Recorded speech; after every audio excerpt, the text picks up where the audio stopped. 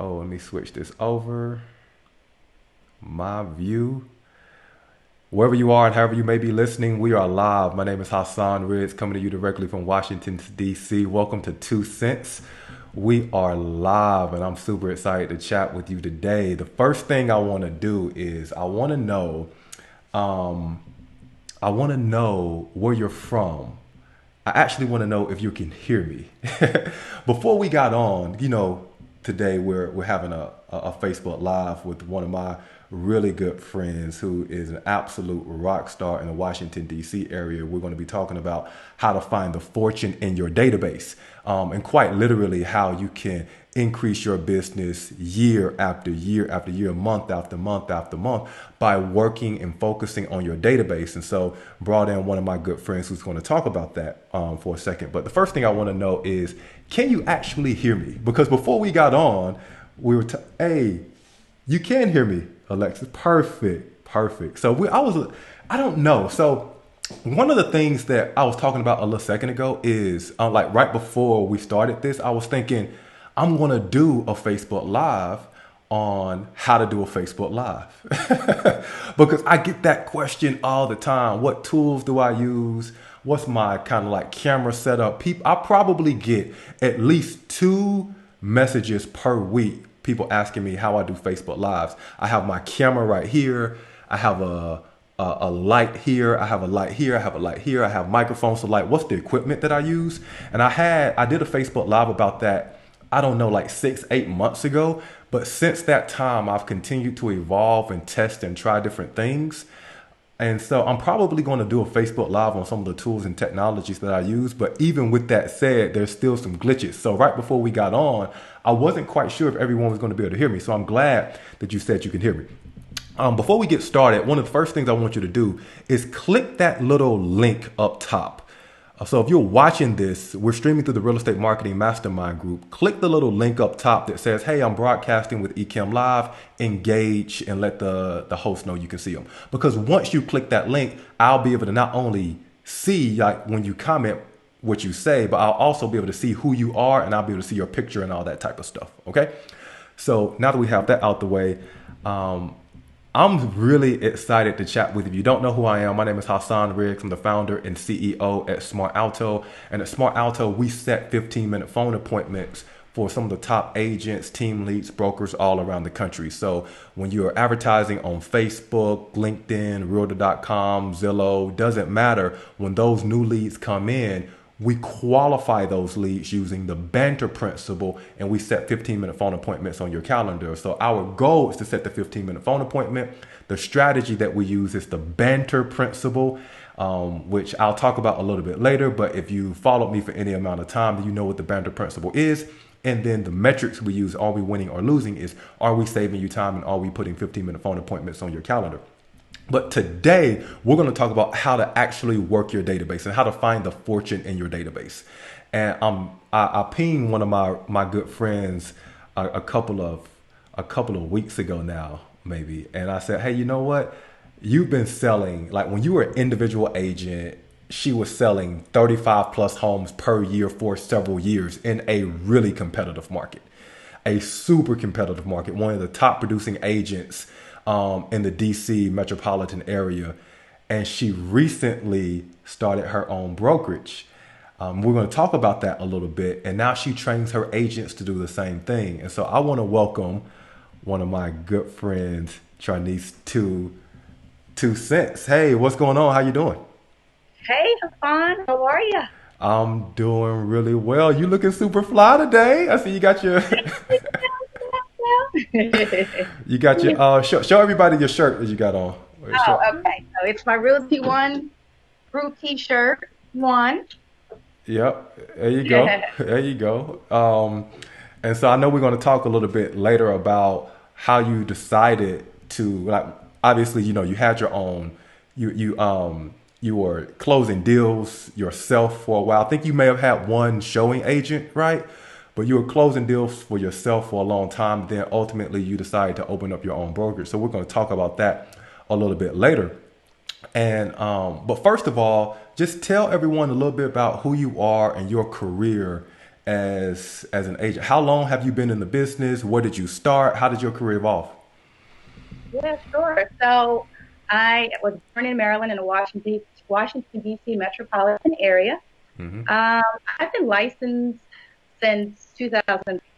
And when Okay. I got licensed in 2003, I just decided to jump in it all the way and I went full time.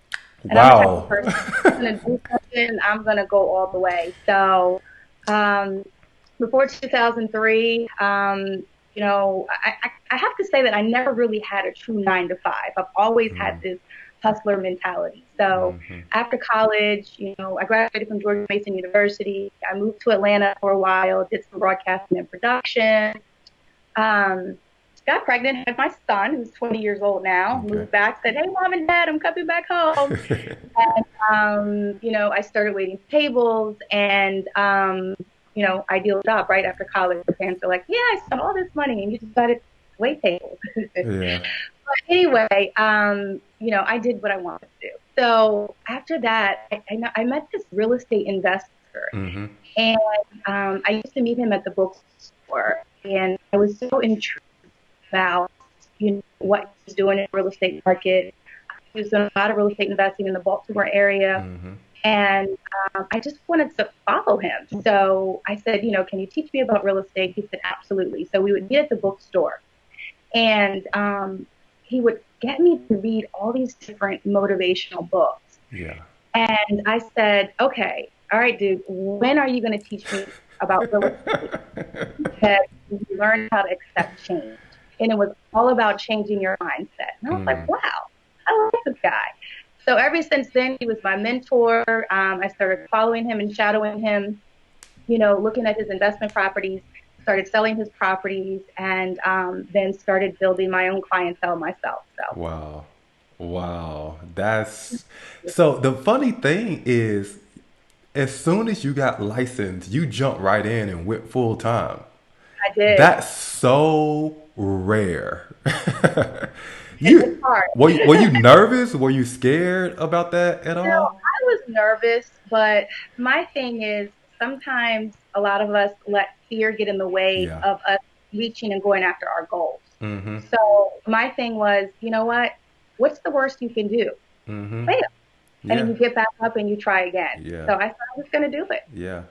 And I'm wondering for those of you who are watching, and even those who may be watching the replay later, because I know we have hundreds of people, sometimes thousands of people who watch the replay later. Are you full time? Are you part time? Why? Right? I'll be really interested to know that. Like Alexis, are you full time right now? Will, are you full time right now? Sharon, are you full time right now, or are you part time? And then tell me a little bit more about that. So you started in 2003. You had a brand new baby. You went full time into the business, and you started closing your first deals because you found this investor, right? And you were kind of selling the property. How did you go about building your database originally, like your own set of clients? So I have to admit, when I first got into the business, I was kind of all over the place. Mm-hmm. I really didn't have any systems in place, but what I did do was I made sure that I surrounded myself around top producing agents. Yeah. So even aside from my mentor, um, I worked with various different brokerages from Realty Exec. That's where I started off. And then I went to Remax and I had a mentor at Remax. And, my thing is, a lot of agents are so worried about commission splits and, Mm-hmm. how much money they're going to make on a deal. But in reality, 0 plus 0 equals 0. So if you don't have the business, you're not going to make any money anyway. So you Yeah. need to be around somebody who's going to teach you how to generate leads and teach you how to sell and have Mm-hmm. that mentality to really go after the business in the industry. So Yeah. Yeah. So Alexis said that she's part time. Wes said that he's full time. Wes, I'm wondering, how did you make the decision to go full time, Wes, and when did you make that decision? And Charnice, what would you say to people who they're part time right now and they haven't made the decision to go full time? Maybe they're waiting on some future date when I close enough deals, when I have enough confidence. How do you share with people to make that decision? It's a big one. that's a great question. So with my brokerage, I just opened in August, and Yeah. right now I have about 26 agents. Wow. I will tell you that 70% of my agents are dual career agents. Yeah. And that's okay. But what you have to understand is as a part-time agent, you can't treat it like a part-time business. Mm. You have to treat it like a full-time business. So Wow. what you need to do is really, create a schedule. And that's what I do with all my agents. We really take the time to create a schedule that's going to help you reach your goals. Mm-hmm. And, if you work from 9 to 5, then we need to identify hours that you're going to dedicate because this is your For business. sure. You're an independent contractor. So, what you invest into your business is what you're going to get out. So I'm sorry, but I know a lot of us don't want to work, weekends and Mm-hmm. evenings when you have a full-time job, but, you have to put in the sweat equity now Mm-hmm. in order to reap the benefit later. So, Mm-hmm. yeah. Mm-hmm. Yeah, a lot of the one of the main differences I see between agents is, and I don't think it's a determination or detinction between new agent or seasoned agent. I think it's a distinction just between the mindset. Some people come into the business and they have an ink mindset from day one, and some people can be in the business for 15 years and they still treat it as a hobby, Absolutely. right? And, and that's so important that you said that, Hassan, because another thing I'd like to piggyback off of is, your mindset is important, but, in a good market, anybody can sell homes. Yeah. But in a market that's not, so good, are you able to generate those leads? Are you able to be consistent? Yeah. What systems do you have in place? Mm-hmm. Mentally, are you able to handle maybe the transitioning market? And, what are you going to do to make sure that you can sustain that market? Yeah. Yeah. So how did you go from like 10 deals to 20 deals, right? From like 20 deals to 30 deals in a year? Because that seems like it seems like a pretty good big jump, right? I understand how you got your first couple of deals under your belt. But then once you got your own book of business, how did you start to grow it, right? Talk to me about how you structured your day, like the processes you went through for that. Okay. So, what are we talking about today? Find the fortune in your database. Yeah. I cannot stress enough how important your database is. Mm-hmm. So really what I've done over the years is just continue to nurture and build my database. Mm-hmm. And what I tell my agents is your database is worth $1 million. And I Yeah. say that because when you get into the real estate business, you know, being a real estate agent will make you a lot of money, but real estate investing will create wealth. Mm. So, Mm. we're not going to be showing homes and doing listing appointments at 70, 80, 90 years old, right? Yeah. When you get into the business, you got to look at what is my exit plan. Um, Mm. and your database, that's your exit plan. So you continue to build your database so that you have a sellable business. Mm. You look at doctors, they have doctor's offices, right? So when they're ready to retire, they're not selling that building, they're selling that database. So Mm. that's what the value is. So you want Mm-hmm. to continue to build your database. That's exactly what I've been doing over the years, is building and nurturing my database. I love it. I love it. So you said one thing that kind of stuck out to me, and it start with the end in mind. And I remember when I was young, my mom gave me the book, The 7 Habits of Highly Successful People by Stephen Covey, and quite literally, I believe one of the habits is like start with the end in mind. Absolutely. Like begin with the end or start with it. So it was something like that. And I'm probably have the book. I know I got it up here somewhere. But that's such an important thing because ultimately when you start with the end in mind, when you start with your goal, what's your goal, then you can develop a strategy on how to get there. We Right. talk a lot about that with D3. If you've seen one of my Facebook lives over the past couple of months where I talk about mission and mindset. Talk about D3. You need to have the the desire, the discipline, and the direction. The desire is your goal. That's what ultimately you want to accomplish.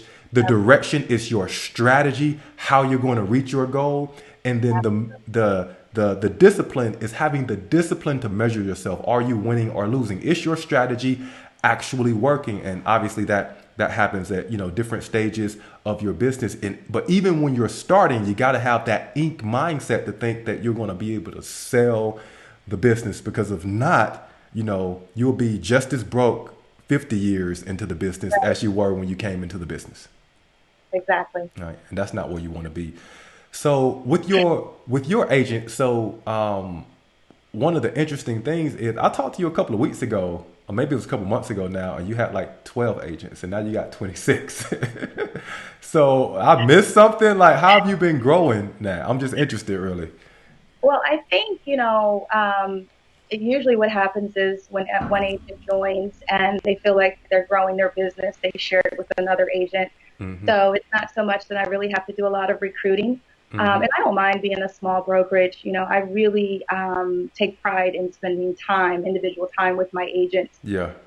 to make sure that they have the tools and help that they need to take their business to the next level and reach their goals. So Mm-hmm. my agents will tell you, I will stalk them. Yeah. If Yeah. I hear from somebody or see somebody, I will pick up the phone. Haven't seen you. Where are you? What's going on with your business? What can I do to help you? Mm-hmm. So, Mm-hmm. I think that's important too, that just, having a broker that is there.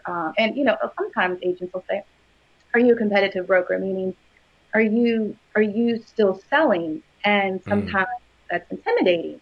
But I think that, that is a great attribute to have, Yeah. is to have your broker that is still selling, because they're still very heavily involved in the market and can help you with the different trends in that market, because the market is constantly evolving. Technology is constantly evolving. Yeah.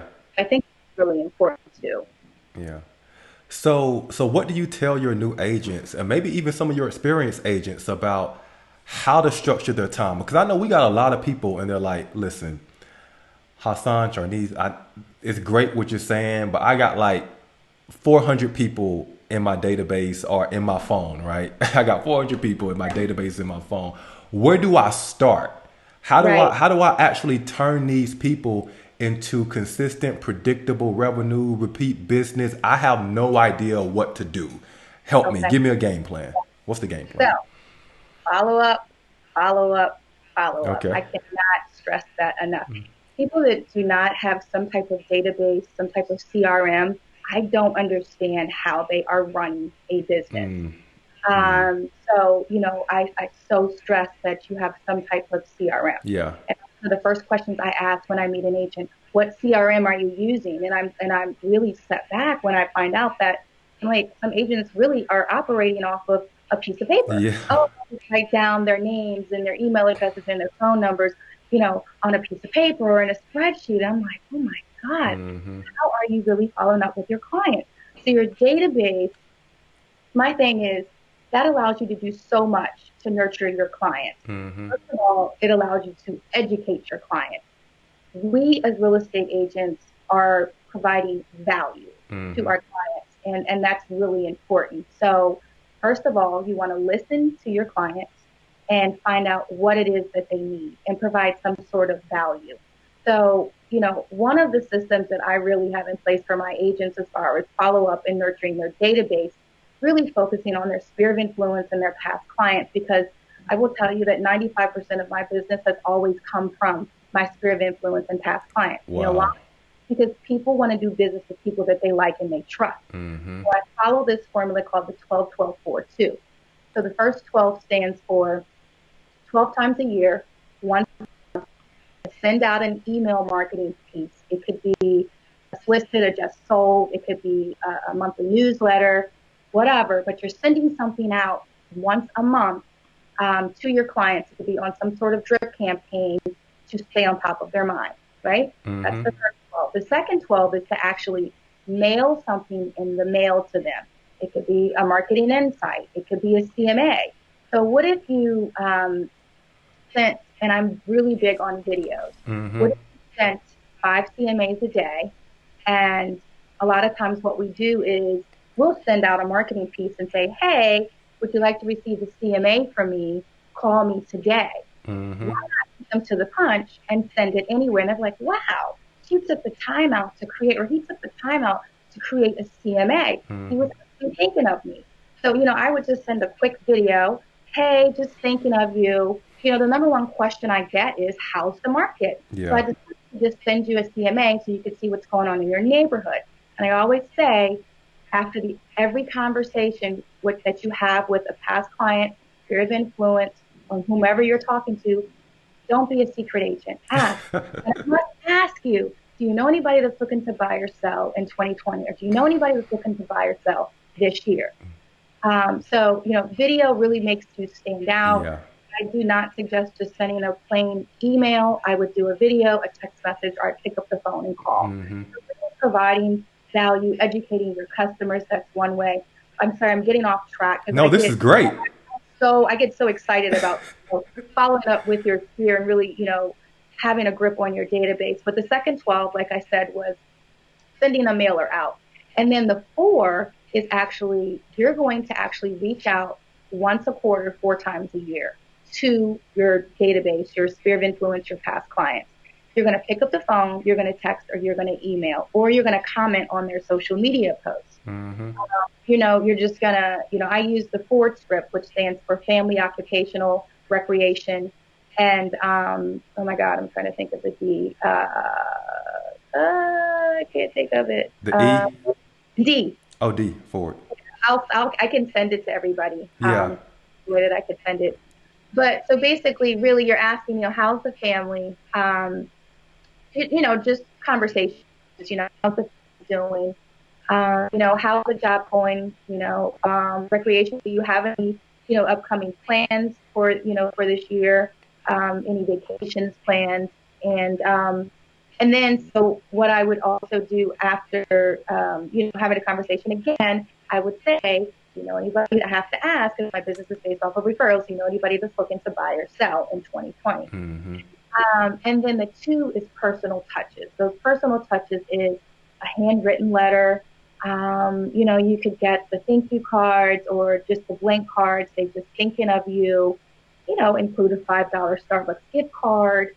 I use the magnets at the beginning of the year, the calendar magnets, to all of my sphere of influence. Or, if it's somebody that drop off a cup of coffee to their job. Really just, making a difference and nurturing those people who are more likely to do business with you. Because guess what? Even if they're not ready to buy or sell, every person knows at least 4 people per year that's going to buy or sell. So that's a lot of opportunity. That's a lot of money sitting in your database. So every person knows 4 people. You just dropped a bombshell right there. And I want to make sure we go through this and we really kind of dive into it a little bit more. So, but the last thing that you said is every person knows 4 people. Yes, absolutely. So you can really take your database and multiply it by 4. Absolutely. And then that's your total database right there. Yep. Wow. I love that. And then you can, wow, that's super powerful. Okay. So let's talk about this a little bit more. So, first of all, Danny, hey, Danny, what's going on, buddy? How you doing? Danny said, does the D stand for dreams? I think it does stand for dreams. It stand for dreams. So FORD, family, occupational, recreational, and dreams. FORD, FORD. Because I've never heard that acronym before, but I'm gonna steal that. I like that a lot. Okay, Danny, how did you know that? By the way, was that like a guess? And where did you learn that, Trinice? Is that something that you got from one of your coaches, your trainers? Do you make it up, or? So, I have been for a few years part of the Tom Ferry coaching program. Got it. So, and then Realty One Group as well. We have something called One University, and we have 24-hour coaching program with Debbie DeCroix. She's a professional coach as well, who was with Mike Ferry, trained under Mike Ferry, who's Tom Ferry's father. Got it. So how long have you had a coach, by the way? 3 years. 3 years. Yeah. And so you've had a coach for 3 years, but you had a mentor from like day one. I've always had a mentor. Always had a mentor. And that's so important. Even the best have coaches. Michael Jordan had a coach. Tiger Woods had a coach. Phil Jackson, he was a coach, had a trainer, had a mentor, right? So even the best have someone who they learn from, someone on the outside who may have a different perspective, who's helping them learn, grow, evolve, adapt, learn, grow, evolve, adapt, learn, grow, evolve, adapt. Because, the day that you fail is the day that you think you know everything. Right? And you're not closed minded, and you become closed minded, and no one can plant seeds for growth. That's a really dangerous place to be in. Kelly, Kelly said that she's heard of Ford too. She says it's been around for a while. I never heard of that Ford. So 12 12 4 2. You use BombBomb for your videos, right? I do. I use BombBomb. I get those BombBomb videos from you. And with Realty One Group, we have the no cost video wishes. So Yeah. I use both. Okay, great. And so first 12 is that's where you're telling people about the market. You're saying don't be a secret agent. I found that oftentimes one of the best ways to get what you want out of life is to ask for it. Absolutely. Sometimes, quite literally, people will just give it to you because you asked. And you don't need to have like the best relationship in the world with someone to ask for a referral. Sometimes you just ask for it. Yes, one of my agents came in here, I think it was the day before yesterday, and she said, I'm just going to come in here so I can be in the office and be in this environment, but I don't have anything to work on. I said, well, why don't you do this? I want you to go across the street to Starbucks, and I want you to stay there for at least an hour, and I want you to meet 5 new people, and I want you to offer to buy them coffee. But what I want you to do is I want you to offer something of value to them. I don't want you to come back until you have 5 new contacts. Wow. So what she did was she went up to them, and we have our own personalized home search app too. So She shared her app. She offered to buy a coffee, and she offered to send CMAs, or if they were homeowners, or offered to offer some type of market insight. So she came back. She was super excited. She said, Charnese, I have 5 new contacts to add to my database, and I have 2 new buyers that that are looking for homes. One for $1 million homes. The other one, the second one, they knew somebody that was actually looking to buy. So I tell my agents all the time, don't just depend on them to get back in contact with you. Yes. What you're going to do is say, that's great. Would you do me a favor? Would you reach out to them and ask them if it's okay that I have their contact information? Yeah. And when they say yes, you say, great. What's a good time for me to follow back up with you? Yeah. Today at 4, tomorrow at 10. Yes. You're holding them accountable, and then you're following up and getting their phone number. Yes. Because if you're not, I'm so glad that you talked about this, because all the money is made in follow up. And if you're not following up and setting specific like dates and times, you really don't have follow up. One of the first things that I learned when I used to set a bunch of appointments when I was in sales, it's like, when you say, okay, when's a good time to follow up? Oh, anytime. Right. So that's not an answer. That's really a way for people to just kind of say, oh yeah, I'm always available. Trust me. That's not going to work. Oh, so because oftentimes when you say anytime, how about tomorrow at 3? Oh, I'm busy tomorrow at 3. Right. So you got to get that. Oh, the way I used to do it is I would say, when people say, oh, you can follow up with me anytime. Oh, okay, great. Is afternoons or mornings normally better for you? Afternoons are better. Okay, great. How about like 3 o'clock or so on the afternoon? Does that work? Yeah, that's normally pretty good. Okay, Wednesday at 3. It's fine. Yeah, it worked. Let's take a look at your calendar. I'll start looking at my calendar and say, oh yeah, I am available 3 p.m. on Wednesday. Does that work for you? Yeah, that does work. Great. I'll go ahead and schedule it now, because you set the next appointment while you're in the current appointment. That's the way you do follow up. And if you don't do that, you don't actually have a time to speak with that person, which means you're going to let life get in the way. And time is the death of all deals. Absolutely. Time is the death of all deals. If you're not following up with people, if you're not consistently staying on top of them, then you're going to get busy, you're going to forget, etc. Now you used to use Top Producer as your CRM. You used that for a long time, right? Yes, I still have it. I have Hot Producer. I use also Commissions Inc. Okay. I use BombBomb for CRM. I also use MailChimp. Okay. So Um, MailChimp is where you're sending all your emails from. that's in my emails. But there's my thing is there's no right or wrong Yeah. CRM to use. Just one that you're really going to use. It's the best Yes. one. Yeah. So I have different ones different CRMs or databases to use to follow up in different ways. So. Danny, what CRM are you using? I think, Danny, you were using Boomtown at one point. Danny, I think. I'm not sure. Are you still using Boomtown? Kelly, also wondering what CRM you're using. Hey, Gia, nice to see you here. Gia said, I know some say they're still using an Excel spreadsheet. Yeah, so what do you tell agents who are still using an Excel spreadsheet? Is a brand new agent on your team, right? They've been in the business for like 5, 6, 7 years, but they're still using an Excel spreadsheet. What do you tell Is good. them? Okay. What are you using to follow up? Yeah. How are you nurturing your database? And if you're not, you're only as good as your last sale. Only as good as your last sale.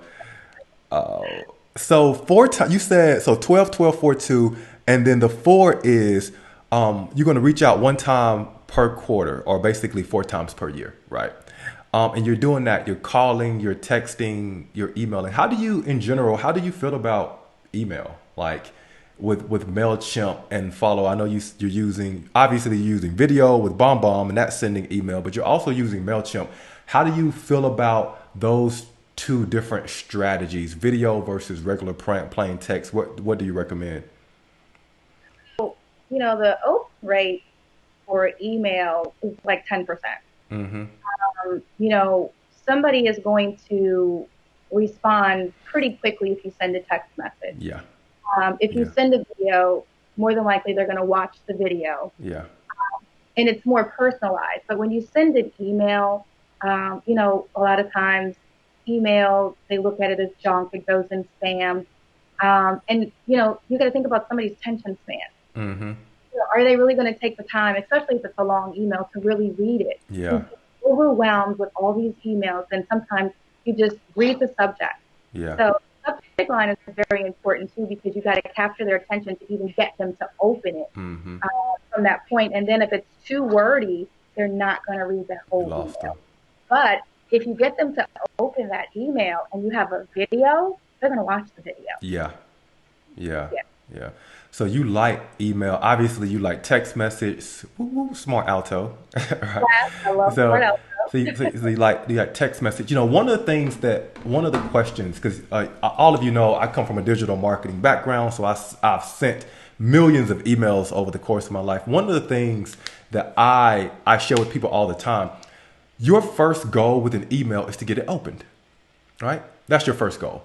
If people don't open your email, it doesn't matter what you say in the email, no one's going to read it. And so you want to work with an email provider that has a good reputation. MailChimp is one of them. Obviously, BombBomb is another one, because when you send emails, if they just go directly to spam, then it's not good. But the most important thing on your email that's going to guarantee you get your email open, the subject line is the second most important thing. The first most important thing is who the email comes from. Your name. Right. So if I send you, Sharnice, if I send you an email, it may not even have a subject line, but you're going to open it. Why? Because you see my name, because we have a relationship, because you know that you value the relationship that we have. And I could just send you an email. It can be super short. You'd be like, what's up? And you'll reply, nothing, right? You'll reply to that email, right? Because we have a relationship. So the most important thing that you can do is have a good relationship with people in your database. Because when you send someone that email, when it has your name, Danny, Gia, Kelly, Sharnice, Hassan, people will open that email simply because it's coming from you. Right. The subject line, that becomes important for people who don't quite know you. They don't know that you have that you're actually trying to provide value and you're trying to help them, and now you have to intrigue them, you have to engage them, you have to use the video, and that's where all that comes in. What do you say to people who are nervous about using video? They're nervous about using text message. They're nervous about using these really personalized tools to follow up with people because they say, I don't want to bombard people. I don't want to be pushy. I don't want to ask for the referral. I don't want to ask for the business because I don't want to come across as that pushy real estate agent, that pushy car salesman. What do you say to that person? So I think part of it is it goes back to creating new habits and internalizing what you're actually doing. So, Mm-hmm. you know, the more you do it, the more comfortable you are, and Yeah. it's natural. Just like when you walk and you chew gum, you don't have to think about it. Yeah. Um, Embracing and internalizing. Okay, I'm sending a video. So even Hassan, if you look back at some videos that you may have sent 2, 3, 4 years ago compared to videos that you've done today, Mm-hmm. they look a lot better. So some of Yeah. your videos, you would probably look at them like, oh my God, I actually sent this out. But the more you did it, the better you got. Yeah. Uh, Uh-huh. and that's like with anything, with sports. The more you practice, the better you It's very get. true. The more comfortable you feel, and you internalize it, and it just feels natural. And that's the same thing with videos. And the more you ask for business, anybody who's looking to buy or sell, you don't feel like. And if you feel like you're being salesy, then you are. Yeah. You're really being sincere. You're not. I tell my agents all the time, we're in the relationship business. Mm-hmm. I'm not a salesperson. I never have been a salesperson. Mm-hmm. I care about my clients. I've always cared about my clients. I care about my agents. So, um, even when it came to Realty One Group and getting agents to come over and join our family, it wasn't me. I had to make a decision where a company where I felt like I wasn't selling the company, Yeah. but it was just a good fit and it made Yeah. sense. So Yeah. it's all about, building that relationship, adding value. And when you're giving something back and you're internalizing, what you're doing and you're being sincere, then it's easier to do. Mm-hmm.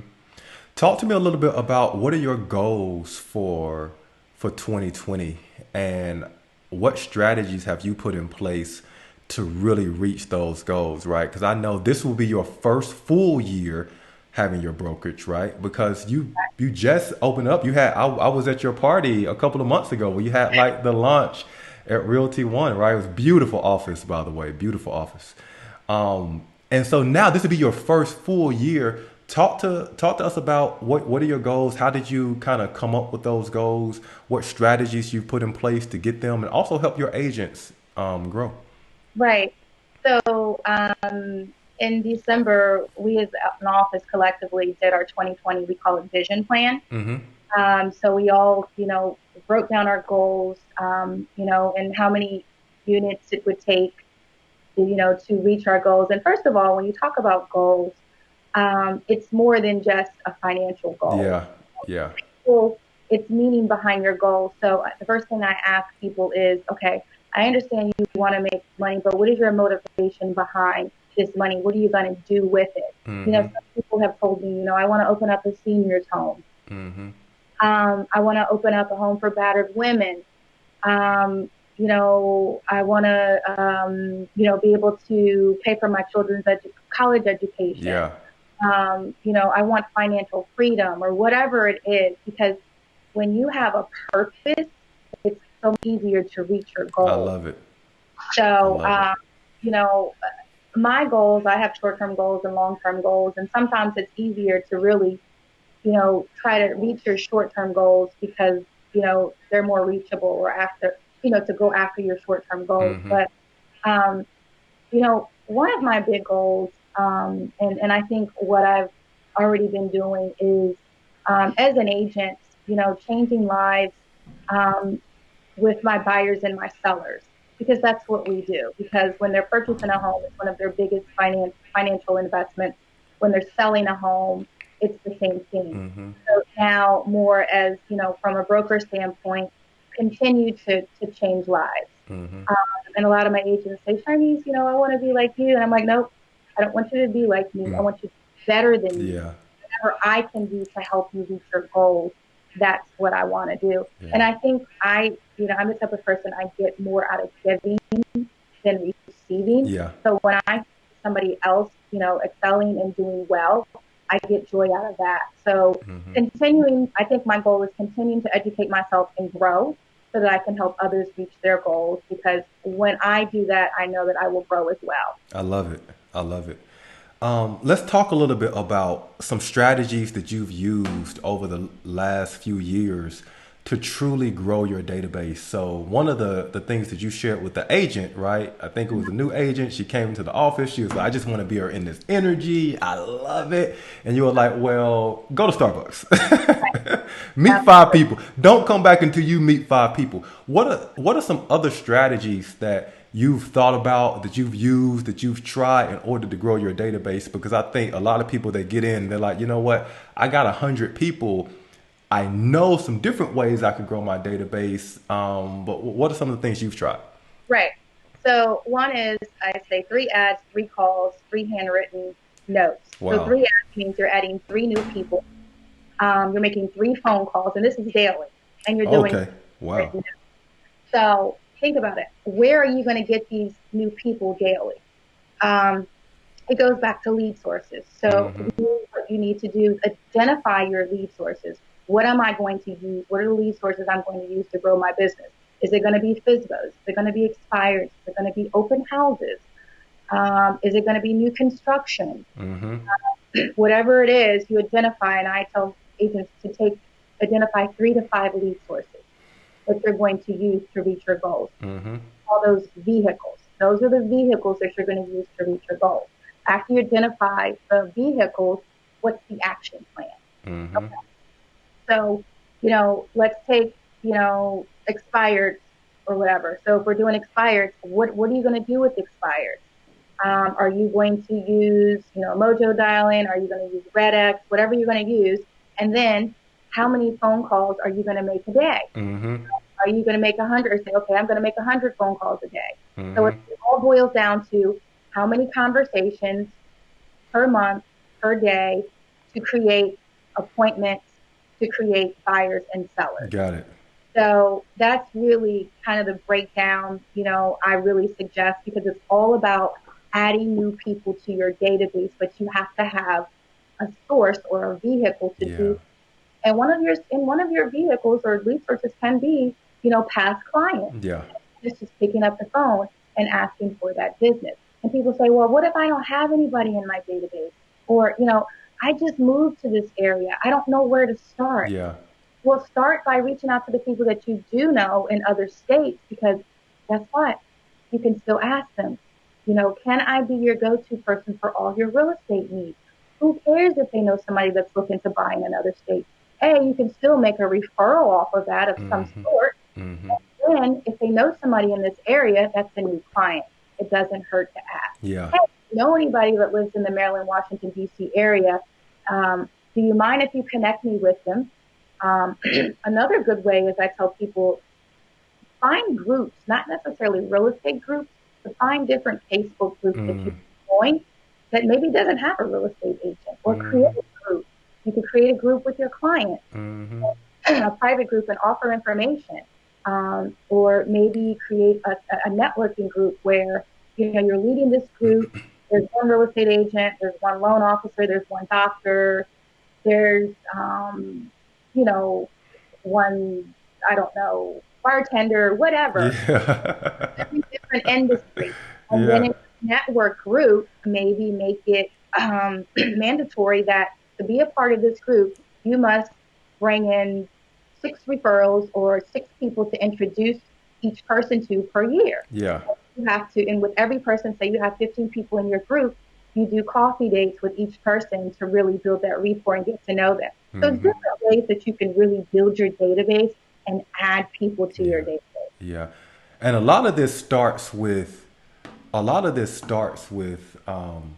like, obviously it's a big picture, but you got to start small. You got to start with something, and Yep. you got to focus on the activities. You got to focus on the process. So, I'm a really huge. I'm from Birmingham, Alabama. I went to school at the University of Alabama. I love college football, and one of the things that Nick Saban, the best college coach of all, football coach of all time, he talks about focusing on the process. You know your goal, but focus on the process, because those activities, if you can block and tackle every day, then ultimately you're going to reach your goal. right? So if you focus on these activities and you're being consistent with it, because I find that's the thing that a lot of people fall off. Anyone can do something for a day or an hour or a minute, but the consistency and putting in the work of actually going to do it every single day is where a lot of people fall off because life happens. And I say Yeah. this all the time. Listen, the market, or home buyers or sellers, the market, they don't care you had a bad day. They don't Right. care you woke up on the wrong side of the bed. They don't care little Jimmy or Susie or your kid is sick. They don't care that, something catastrophic happened. They don't care. They have needs and they want those needs to be met. And so if you let something else get into the way of you focusing on your activities and reaching your goals, ultimately the market is going to move on and you're going to Right. be left behind because they're going to evolve and they're going to get their needs met by someone who is actually there to help them. So I love it. So I know that this is the last thing before I let you go, that, you're a top producing agent in one of the most competitive markets in the country for a long time. And then you ultimately decided to open up your own brokerage. But it was a lot of people who were courting you, right? A lot of other brokerages who were courting you. How did you decide to choose Realty One Group? That's question number one. And then what do you tell other agents who are thinking about, what brokerage they should use, or they should go to, become a part of? So, with Realty One Group, my thing is educate yourself. Hmm. Interview with other brokers, or if you're thinking about, opening up your own brokerage, meet with different franchises, or weigh your options between being an independent broker or going with a franchise. And you really have to see what's going to be the best fit for you, Yeah.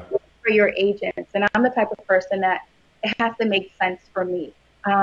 So if it makes sense to me, then I feel like, it would be value to my agents. Hmm. And that's really how I chose Realty One Group. Realty One Group is 100% brokerage. That's great. There's a lot of 100% brokerages out here. But really what you got to see and really find out is the company, or does the company provide the systems and technology that it needs to really help agents grow their business. That's one, but the culture. That's really what sold me Mm. to One Group. We call it culture, COOLTURE. Um, Okay. and it's really, you can, and a lot of brokerages have, tools and technology, but does it feel good where you are? Mm. I met with a couple of other, companies. I don't want to name the names or anything, but as soon as I walked in to meet with Realty One Group, Benny Tracy, he's the former president of Remax International. He was for 40 years. He grew that company and he left, and he's now the president of Realty One Group. He flew from California out to Pennsylvania to meet with me, and we spent an hour together. And while I was with him, I felt like he cared. Mm. All the way, and I say that to say all the way from the top to the bottom, everyone in that company truly cares about the people, the agents, and Hmm. really looks at, the concerns of the agents. What do we need to do? What do you need to help your agents? And even, our agent's voice really is heard and it matters. So I think Hmm. just that in itself, it's a family atmosphere. We consider ourselves one big family. We're not a traditional, Realty One is not a traditional brokerage. It's very, untraditional, laid back, fun, trendy. Hmm. So I think, just different, really different from your traditional brokerage. And in 2018, they were recognized as one of the fastest growing real estate franchises. They're a debt free company, a lot of different things that I really, really Yeah. like the one, besides them being 100% brokerage. Yeah. So, and then your second question, what was that? What do you tell agents who are thinking about joining a different brokerage or switching brokerages, or what? They got a lot of options. They're top producers, right? So they can go where Right. they want to go. Or maybe they're not even thinking about making a move. What would you tell them? I think it shouldn't necessarily be an emotional decision. You have to go somewhere where you feel like you're getting the support and it can help you grow your business. Hmm. Yes, it's important.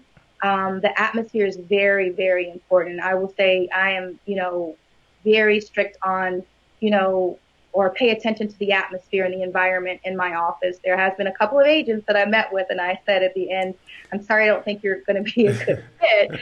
Um, but the thing is, you want when you come into the office, you want agents to be able to have fun, be themselves, and Yeah. enjoy the work environment because it's your business. Yeah. And, your office is supposed to be somewhere where you can come and learn and collaborate with other, like-minded people and grow Mm-hmm. mentally along with your business as well. So I say, take your time to make sure that you're finding the right fit for you to Mm-hmm. grow your business. Mm-hmm. I love it. Graham said, going back to your goals, he said, do you change your goals yearly, monthly, quarterly? Do you change them that often? Talk to us a little bit about that. So, what I may do? I may not necessarily change them. Mm-hmm. Well, I can't say that I don't change them. Sometimes I will add Yeah. to my goals. Yeah. As you grow, your goals grow. For sure. So, the goals that I had maybe 3 years ago are not the same goals that I have today because Mm-hmm. I have grown. And so Mm-hmm. my goals have grown as well. So it's okay. Really your goals are just kind of, they're set for something for you to achieve, almost like a benchmark. Mm-hmm. Um, but, I say when you set goals, your short-term goals, set achievable goals Yeah. because the problem is when you set goals that you know you can't achieve, then you are disappointed and then you don't have that ambition to actually go after and reach your goals. Yeah. Okay. I love it. I love it. Wow. You dropped some bombs today. I appreciate it. I appreciate it. How to find fortune in your database. You got a really interesting and eclectic career, and you've been in the business for a while now, and you've continued to grow and evolve and change and learn. And it's just been fantastic over the past couple of years. I've been knowing you to see you take your business to the next level after next level after next level. So I appreciate you showing up and dropping some gems and some dimes on everyone today. It's great. Hey, y'all, I pay him to say that, okay? So me and you, we have something on the books. Well, I'm going to come out to your office in a couple of weeks, I think. Right? It's like 2 weeks? Yes. 2 weeks. So I think we're gonna have some more fun. It'll be great because it'll be in person. I get a chance to meet some of your agents Yeah. as well. So thank you so much. Thank you so much for showing up and showing out and dropping some dimes, showing people how to find fortune in your database because 90 to 95% of your business has continued to come directly from your database every single year. And so you talked a lot about the strategy, like the goals that you have, the strategies that you use in order to reach those goals, how you measure yourself, the tools that you use, what you share with your agents and the success that they've been having, how you've chosen your brokerage. And I think it's been a lot of great content. So Thank you. definitely appreciate it. And I look forward to chatting with you soon. Hey, everyone. So you have been watching another episode of 2 Cents. My name is Hassan Riggs. I'm the founder and CEO at Smart Alto, and I'm here with one of my good friends, Jarnice, just talking about how to find a fortune in your database. Again, share a lot of great content. If you have any questions, then make sure you put them down in the chat because over the next couple of days, I'll go in there, I'll look at them, and obviously Sharnice is in a real estate marketing mastermind group too. So if you're watching this later on YouTube or on the Smart Alto Facebook page or even my personal Hassan Riggs business page, and you want to comment, make sure that you comment and you go to the real estate marketing mastermind group because that's where you can comment and enjoy these Facebook lives in real time. The very next thing that I have coming up is probably going to be a Facebook live on the tools that I use for Facebook Live. And then we have a couple other things coming up too. I'm going to be with William Hegman talking about how to make Facebook a lead generation machine. As you know, William Hegman, he has Brokerage Realty Solutions that's in 11 different markets across 3 states, has 120 agents. He generates leads for all of those agents, thousands and thousands and thousands of leads per month. And he also runs the Social Agent University, has a wholesaling business, and he has Lead Source Management. So we're going to talk about how to turn Facebook into a lead generation machine. That's going to be on the 17th, March the 17th, which is a Tuesday at 2 p.m. So you'll see Adam send out a couple of emails about that coming up. But I wanted to just thank you, everybody, for showing up. Again, my name is Hassan Riggs, here with my good friend Sharnice Carter, talking about how to find fortune in your database, and we will see you soon. Thanks.